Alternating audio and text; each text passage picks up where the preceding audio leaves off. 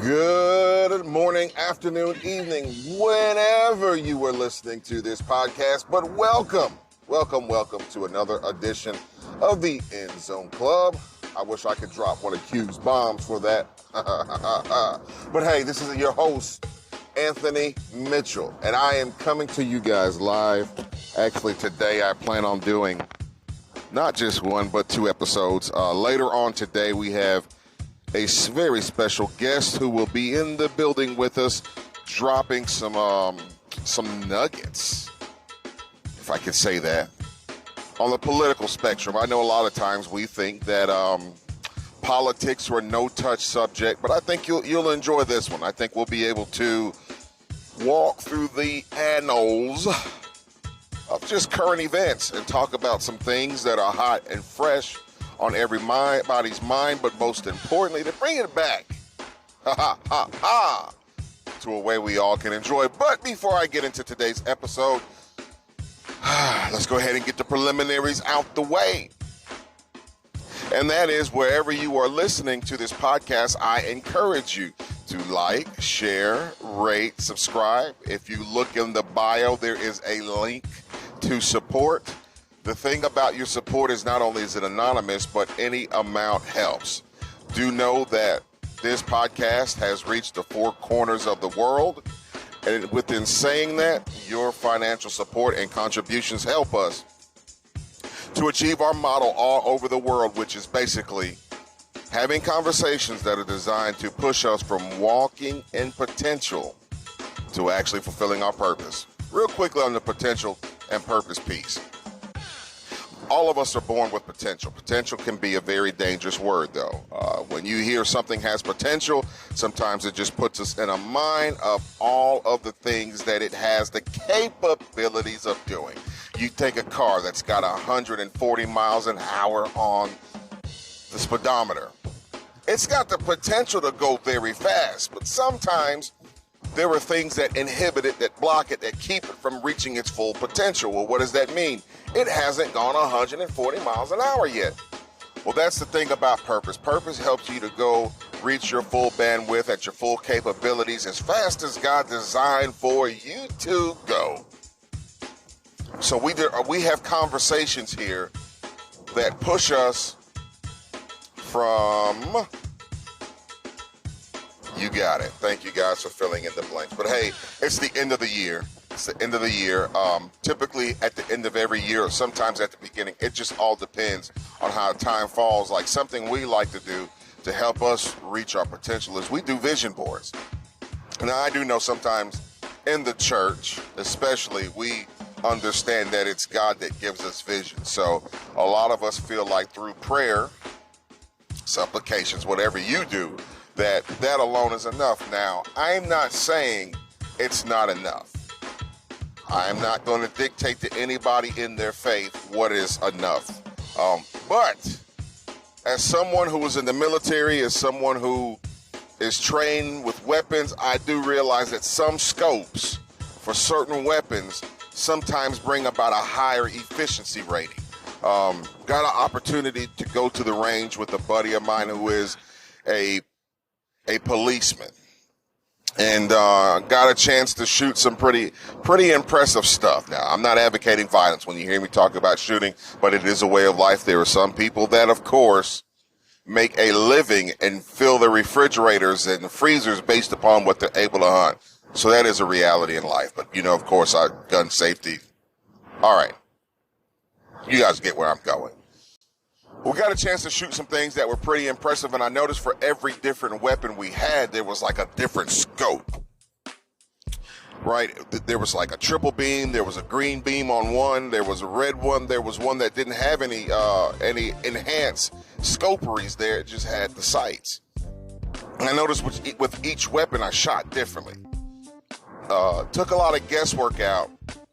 The more beams, the more colors, the more impressive artillery we had. And it's the same thing spiritually. Like with the vision board, it goes back to the scripture where God told Ezekiel, hey, take the vision, write it down, make it plain. It's not that God wasn't speaking to Ezekiel, but sometimes you have less capability of forgetting your plan. You have less capability of forgetting your goals. You have less capability of being sidetracked with your plans when it is written down. I'm the world's worst. My wife will send me to the store. Hey, go get this. Go get that.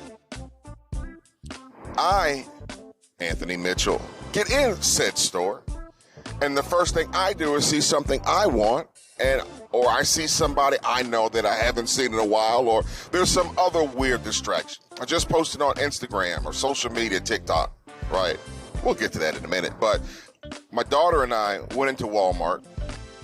We come out. Now, if you've ever been to Walmart, you know Walmart is basically per parking side, you have 2 parking slots, which basically the cars, if they drive correctly, they'll pull in and they'll face each other.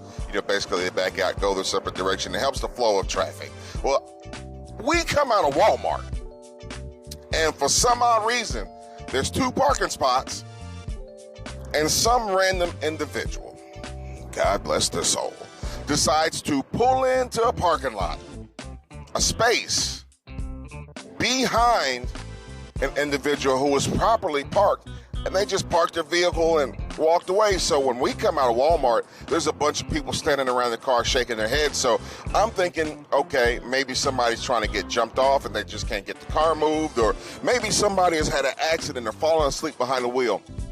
There's a lot of potential for weird things to happen at holiday time. Let's preface this. So it's out of the ordinary, yes, but I'm trying to find the reason. Well, the reason was that person just didn't want to walk far, so they parked as close as they could and got their car right up on the other individual as close as they could. And in my mind, I'm just thinking, this has got to be the blame, or this has got to be the fault of social media.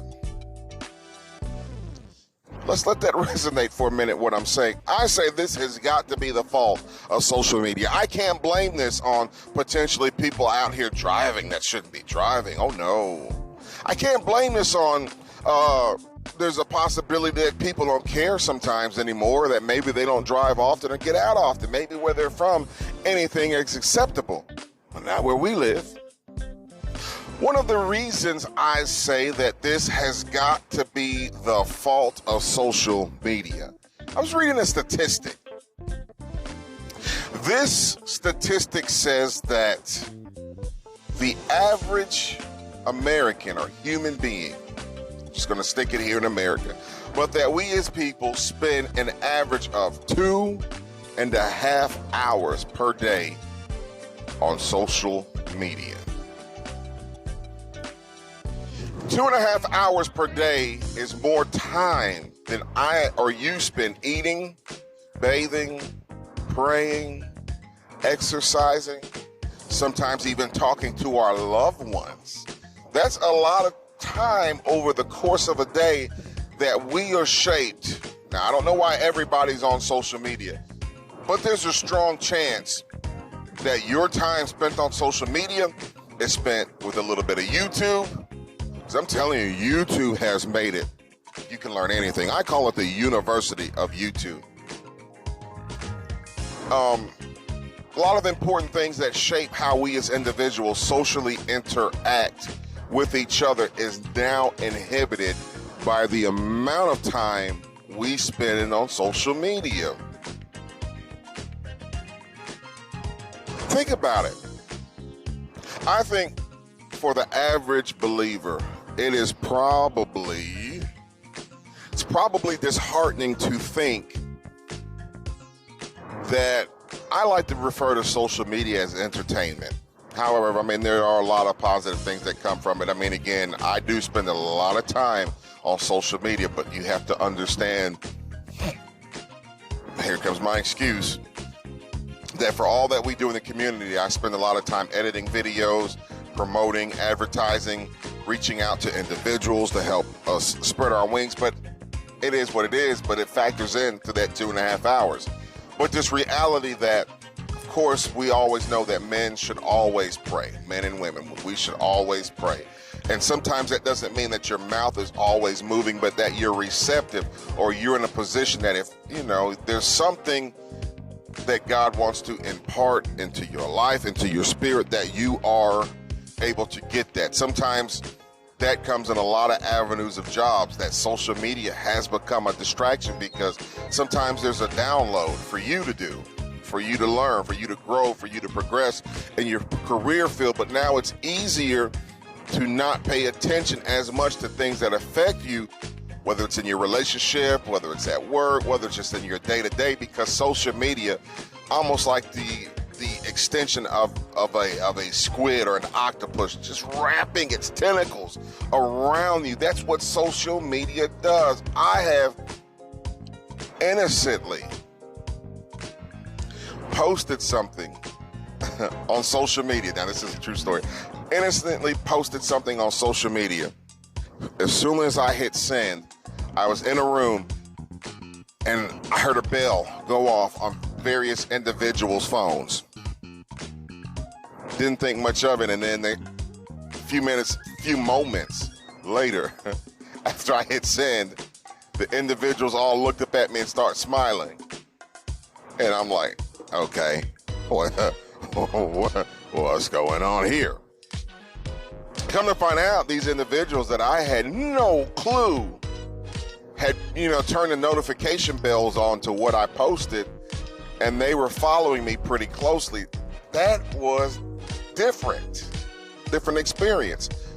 But a lot of us are notified with our favorite pages or groups or whoever is posting, and anytime we get that notification, we have to run over there and see what's going on. Well, my question is, how does God notify us when he has got something to share with us? Now, for me, all right, I consider this idea that sometimes what we spend a lot of time doing also, it affects us emotionally. And anything that affects you and I emotionally has an ability / capability of now dictating our movements. Consider this. How many times have you actually paid attention to how much of what people say, what people do, how people move, all of these sorts of things affect us emotionally on social media? How many people are offended by things? Often. I see a lot of flash pan audiences that are jumping from podcast to podcast, from person to person, from individual to individual, from topic to topic. And their stance is always the same. There is something somebody is posting somewhere that has got them offended and in their emotions. I don't know how I feel. Well, actually, I do know how I feel about that. And I want to talk about it today because I wake up a lot of times and wonder, why are we always so offended? On last week, Jackson State University head coach Deion Sanders took a position with another university. Now, living in the state of Mississippi, actually, I was in Jackson, Mississippi, right around the corner. I was working on a building the day that Primetime was announced as the head coach. So me personally, I understand the impact that his move had to the university. For some people that are outliers, they're not familiar with HBCUs and how underfunded they have been, and just the struggle and the quest for relevance that they have encountered over the past few years due to the declining funding that our government has provided. They're just now coming on board with learning. But being a young man, I used to go to the Jackson State Alcorn game, and one of the people that made that portion attractive was Steve McNair, was from our area. and he played at Alcorn State. So there is a rivalry there, but it just lends its credence to the bigger idea of the HBCUs and what they represent now for us that we're coming from a lot of smaller towns, smaller communities. A lot of times, HBCUs were your opportunity to showcase your skill athletically and academically. Sometimes they were giving you opportunities that you weren't able to get sometimes in more competitive environments. That's where I'm getting at. So shout out to the HBCUs and what they have done and the opportunities they have afforded, because statistically they are providing you with your predominant, and I mean predominant sector of lawyers, doctors, engineers, and socially acceptable professions of importance and influence. Yeah, a lot of them come through your HBCUs, but Primetime decided to go to another school and people were offended. Last week we also saw a very popular figure, one of the dancing producers on the Ellen DeGeneres show, 40 years young. You know, thoughts and prayers with his family, but he lost his life at his own hand. And instead of people grieving, I'm reading through the comments on some of the major posts, and people are offended. And then the litany list goes on, and it's like, man, maybe in this 2.5 hours a day that we're spending on social media, maybe just the sense of empathy that we as individuals should possess, maybe just the decorum that we have when we're spending time socially interacting with people in each other's faces, around each other's company and presence, where sometimes when we say things instantly, I can tell from your expression how it's affected you. So maybe I didn't mean it a certain way, but sometimes when it comes out, sometimes it doesn't be received the way I put it out there. You guys know what it is. I had an older lady one time tell me, she's like, you're gonna be a preacher one day because you got a head like a preacher. And man, that kind of hit me in my feels for a minute, because first of all, I didn't want to be a preacher, but I'm like, man, what kind of head does a preacher have? In her generation, maybe that was an acceptable phrase, but to us, it's like, who uses your head or your arm or your elbow as an analogy for what you're about to become in life? But going back to offenses, I see in my community, let me say this, and my community means where I live, but I know that this is predominantly in a lot of other communities as well, because I hear kids say this all the time. You're such and such, that whatever the expression is, and then they attach the word shaming to the end, like you're church shaming me, or your body shaming me, or you're fat shaming me, or you're food shaming me, or you get the point. But they feel like there's a lot of shaming that goes on in the course of a day or course of time, that, you know, it is what it is. But in my community, it's not uncommon to get on Facebook, especially because Facebook allows you this kind of interaction. And there's a certain individual from our community that we will hone in on, and man, we will go to town on this person. It's like we'll find out something about somebody, and then that becomes the topic of conversation. So you have, just like in the old school, it's funny how there is nothing new under the sun, right? You got any of the movies from the 80s when I grew up were based off this format, and you can go back even before then, but think about the Karate Kid. You get little so-and-so, I don't know if I can name names, but you always have the main character who becomes the hero, who was always bullied by the protagonist. And usually the protagonist was kind of weak inside, but they were strengthened because they have a crowd of bullies like, ooh, I'm bad. See, I'm bad. But they always had to have a crowd to egg them on. And the louder you egg them on, the louder you cheer and hurrah, get them, beat them up, punch them, kick them, knock them while they're down. Show us you're strong by picking on the weaker ones in society.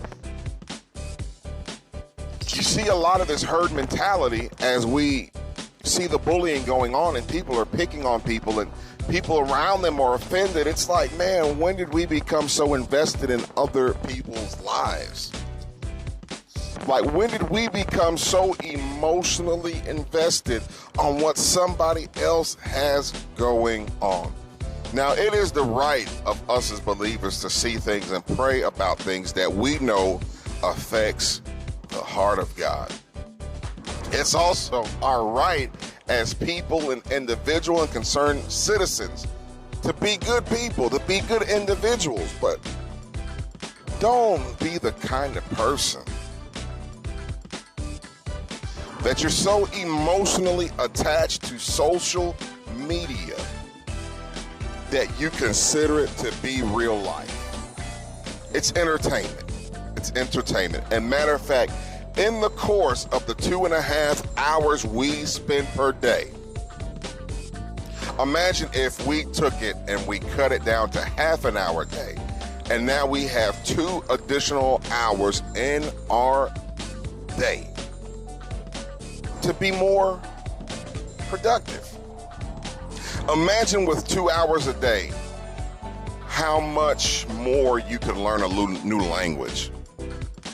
That's something I'm more invested in, especially now that I'm in military and traveling opportunities, and we see world interest in foreign investments always shifting here on the American front.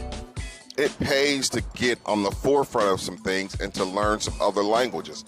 I know, like here in America, Spanish is a major second language. It is massive. Sometimes we take it for granted that, you know what I'm saying, that it's here, that you don't think twice about it. But how about actually learning it? Or you know what, if you think it's such a common language that you prefer to learn something else, go for something a little more challenging like Mandarin, Cantonese. Go after something, learn something, make yourself more valuable. But you know, sometimes being able to speak other languages will open the doors for different bonuses, sometimes even on jobs. If you are dually fluent, you become a lot more valuable.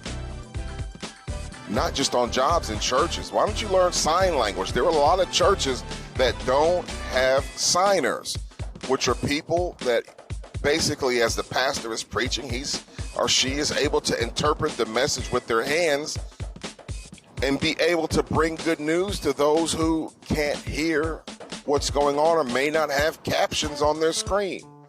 I got a cousin, by the way, that I grew up with. She's slightly older than me. Due to a surgery, my understanding of her situation was due to a surgery that probably occurred a little too late. She lost her hearing as a result. And she's got partial hearing enough where she was able to speak. So she's able to retain the use of certain words, but it's not the way you and I would say it. So sign language has always been a major part of her life. Now, I would be lying if I tell you I am a fluent in ASL, but I would take the time to sit with her and get her to teach me, like, you know, commonality, so that when we are talking and she's trying to get certain things out, certain words, and she's frustrated because she can't remember how to say it, you know, hey, just calm down.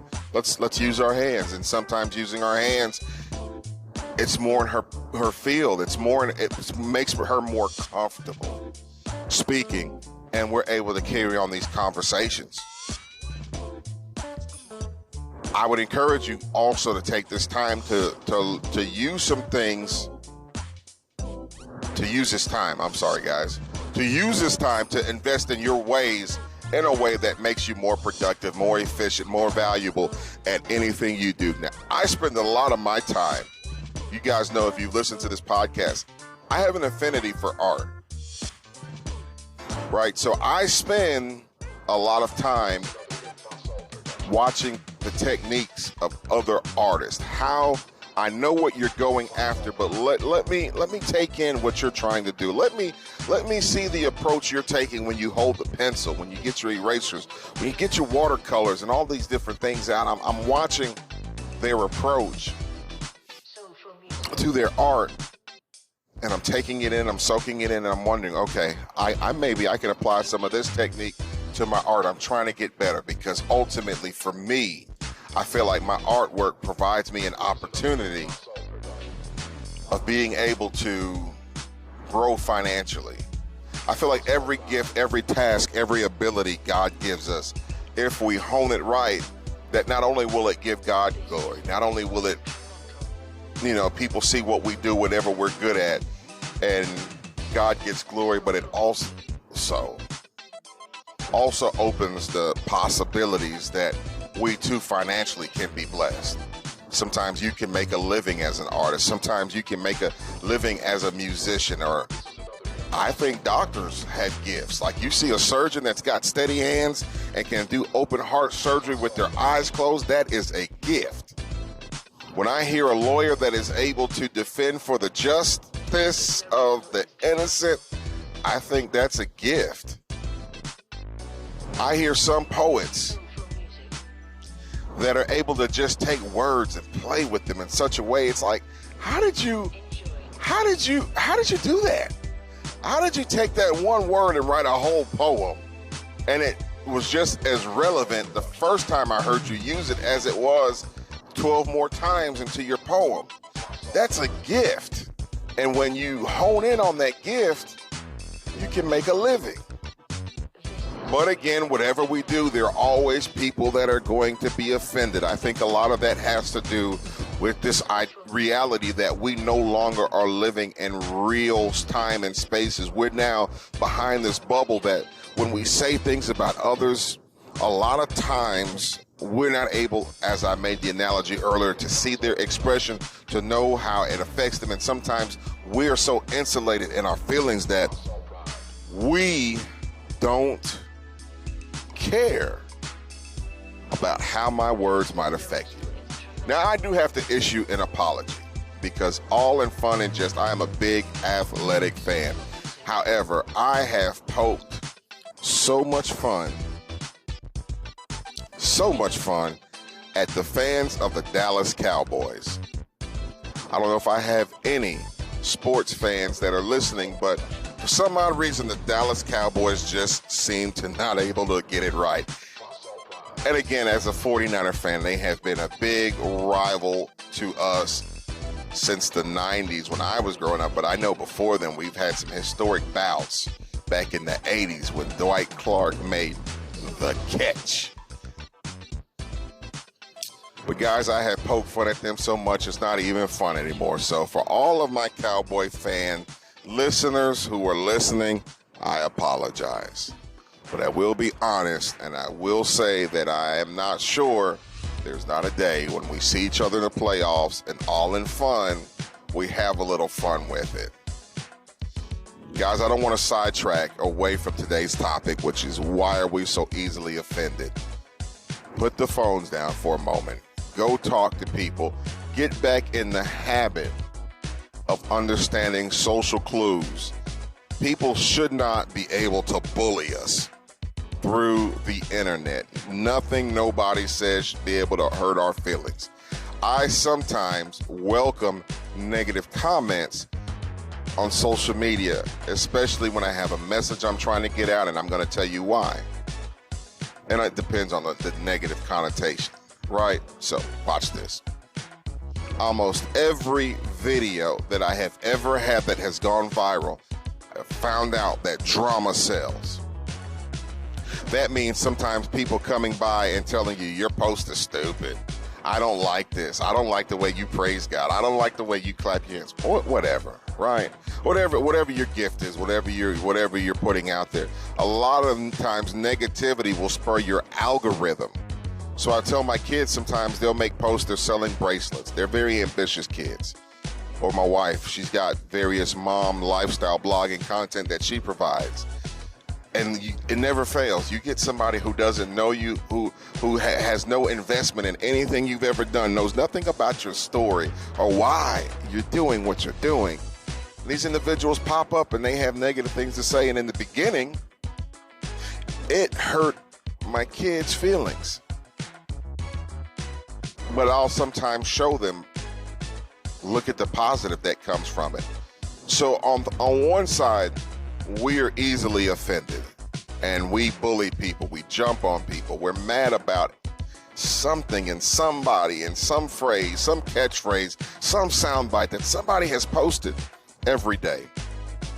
And we forget to understand the flip side also as well, that when we encounter that type of opposition, sometimes we should learn how to spin it for our benefit. It's almost like rappers do. They create beef so that they sell more albums. When people are coming at you negatively, find the silver lining and use it for your benefit. But anyway, guys, this is it. Shout out to all of my listeners who are also listening by way of KRBC Radio.